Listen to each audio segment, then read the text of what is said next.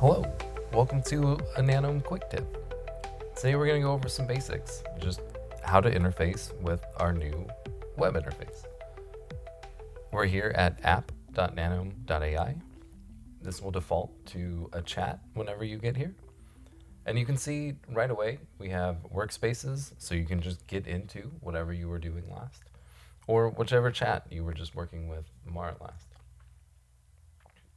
If you want to drag and drop files, you can drag and drop files anywhere to become a part of this chat. Maybe you want to see some examples. We can click on this and take you there, or learn the basics. All of these things are here for users right off the bat every time you get to app.nanome.ai. But today what we want to do is start a new workspace. And the first thing we're going to see if we go to new workspace is that we have to put this workspace within a project. Each user can have multiple projects. Each user can be a part of other users' projects. These users don't have to be in your organization. They can be anywhere in the Nanome ecosystem, and you can collaborate with them at any point in time. See, for today, we're just gonna do simple loading files from RCSB. We'll go over how to load other files, but we're just going to call this quick tips.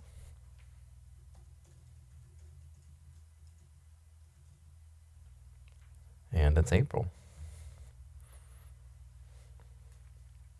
So when we start this new workspace, we don't have any files, and we have a bunch of closed tabs. So what do we do?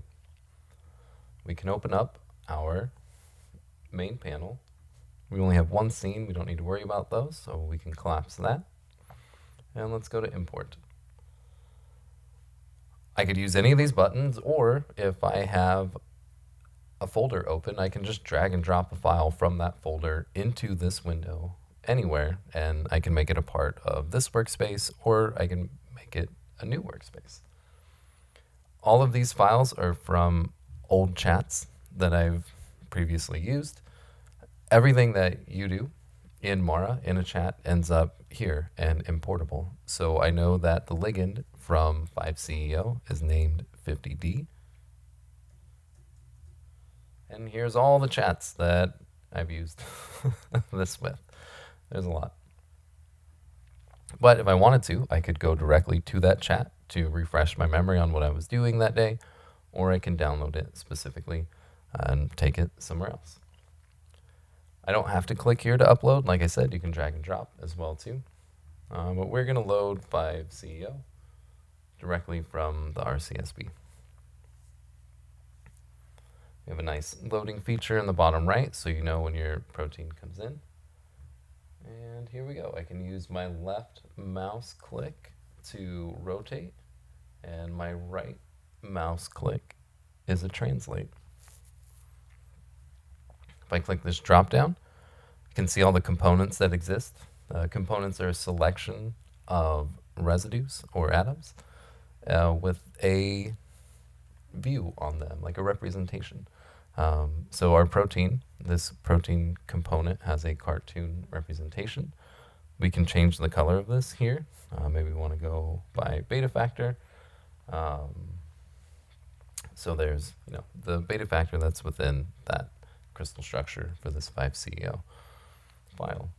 We can turn waters on and off. They're hidden automatically, but we can toggle them if we want.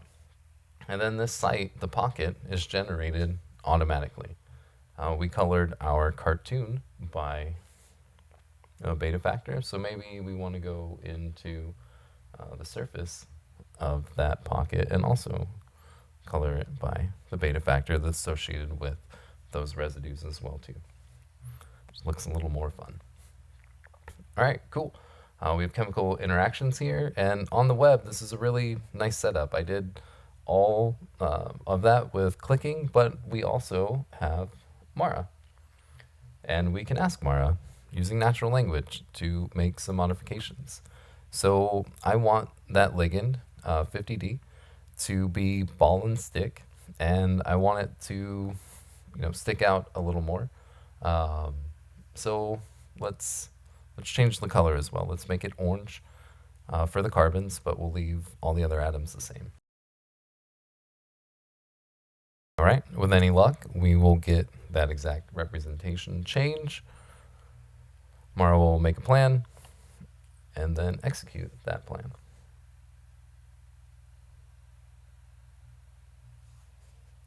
Well, there's multiple steps. When there are multiple steps, we can check. First thing it wants to do is list all the entries. So it's going to grab this workspace, find all the entries. It'll find 5CEO. And then it wants to list all the components in the scene to find the component corresponding to 50D. So Mara did this. It reasoned what it needed to do. And good job. Good job, Mara.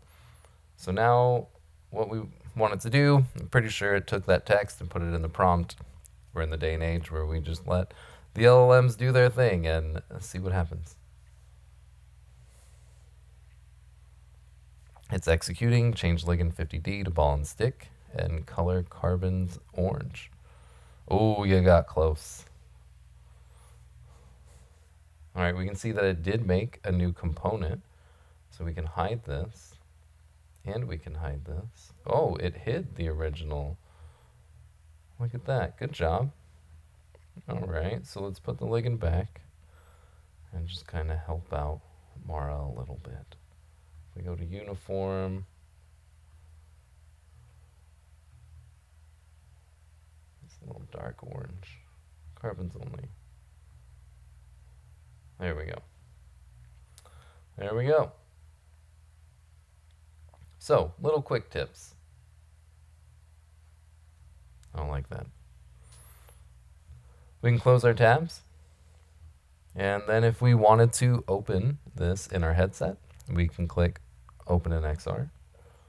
We can expand this sidebar and see that our Quick Tips April is queued to open. So as soon as I put on my headset and I hop in, this is what I will see.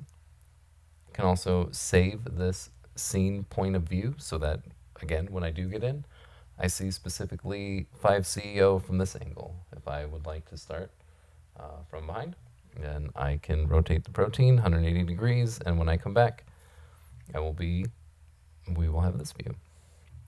You can always see what your saved perspective is by clicking on the scene, right? So if I click away, rotate it, click it back, I get my saved perspective.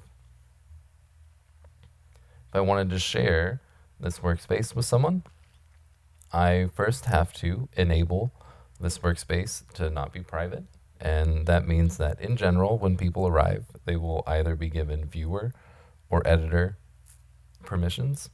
Viewer means they can see what exists, they can grab, they can rotate, but they cannot make representation changes.